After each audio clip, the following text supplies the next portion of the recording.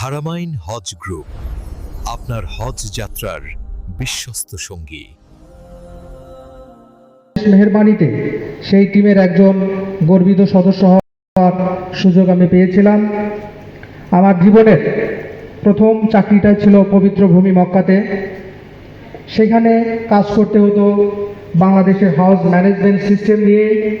সরকারি হাজি, বেসরকারি সকল এজেন্সি ও হজ মিশনের অফিসিয়াল কাজ, এছাড়াও বেসরকারি এজেন্সিদের আইটি প্রশিক্ষণ, হজ ফ্লাইট, মক্কা মদিনা মুভমেন্ট, অসুস্থ হাজি, হারানো হাজি, মৃত হাজি টিমের সাথে বিভিন্ন এজেন্সির বাড়ি বা হোটেল ভিজিট ছাড়াও হাজিদের ভালো বিরূপ মন্তব্য আমাদের শুনতে হয়েছে। এগুলো নিয়ে কাজ করতে করতে একসময় ভালো লাগা তৈরি হয়ে যায়। আমি এই কথাগুলো এই জন্য বললাম যে আমি তো গরিবের স্টুডেন্ট ছিলাম, হজ সেক্টরে আসলাম কীভাবে, এই জন্য কথাগুলো বললাম আর কি।